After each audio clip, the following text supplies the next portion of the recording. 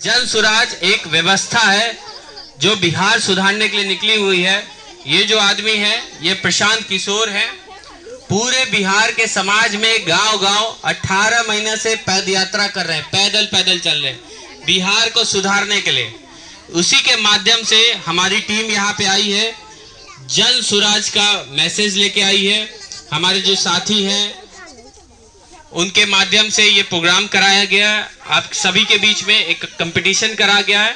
इन सब का नेतृत्व तो हमारे एक भाई हैं जो 18 महीने से प्रशांत जी के साथ चले हैं, पैदल चले हैं, अभी भी चल रहे हैं। वो नीतीश भाई हैं। एक बार मैं चाहूंगा जोरदार तालियों से उनका स्वागत कीजिए। नीतीश नंदन।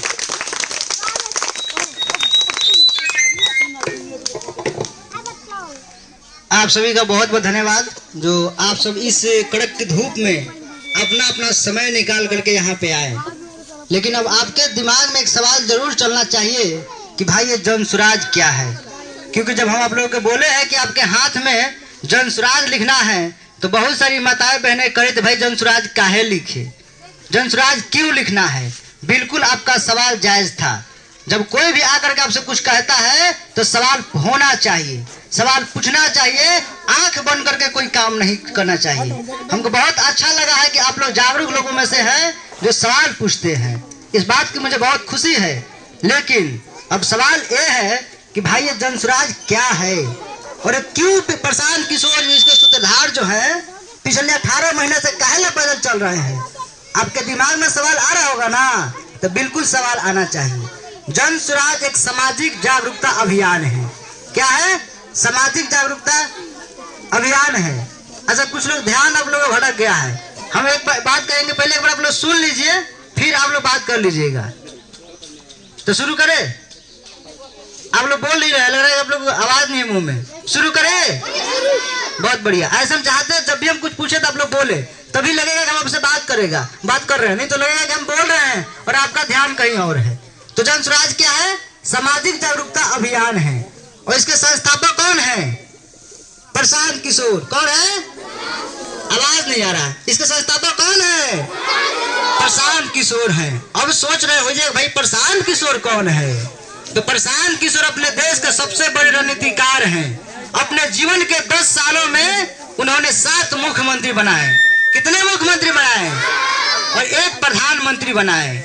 लेकिन उन्होंने देखा कि 7 मुख्यमंत्री बनाने के बाद, 1 प्रधानमंत्री बनाने के बाद इस बिहार की जो स्थिति है आज भी वही का वही है जो आज से 30-40 साल पहले थी। आज से 30-40 साल पहले भी लोगों को पढ़ने की व्यवस्था नहीं थी, कमाने के लिए दिल्ली, मुंबई, पंजाब जाना पड़ता था और आज भी वही व्यवस्था है। तो प्रशांत किशोर को दर्द महसूस हुआ कि सोचिए हम कितने पीछे हैं।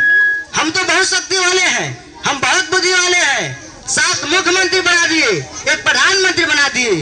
लेकिन इस बिहार का क्या हो रहा है? जो यहाँ की माताएं बहनें हैं वो घर में रह रही है, उनके लिए कोई साधन व्यवस्था नहीं है।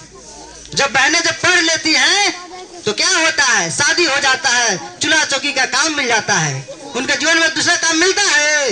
नहीं मिलता है। मिलना चाहिए, नहीं मिलना चाहिए? आवाज नहीं आ रहा, लग रहा है चाहिए, नहीं मिलना चाहिए। जोर से बोलिए, मिलना चाहिए, नहीं मिलना चाहिए?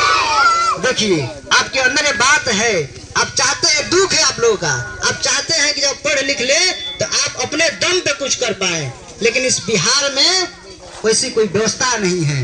यहाँ की सरकारें ने वैसी कोई सुविधा आपको नहीं दिया है कि आप अपने पैर पे खड़ा हो पाए।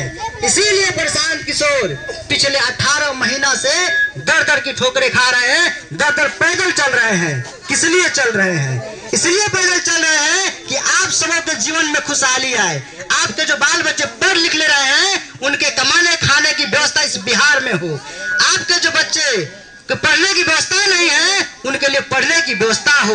ये कब होगा? जब आप सब हम सब जगेंगे तब होगा। तो क्या हम सब जगने को तैयार हैं?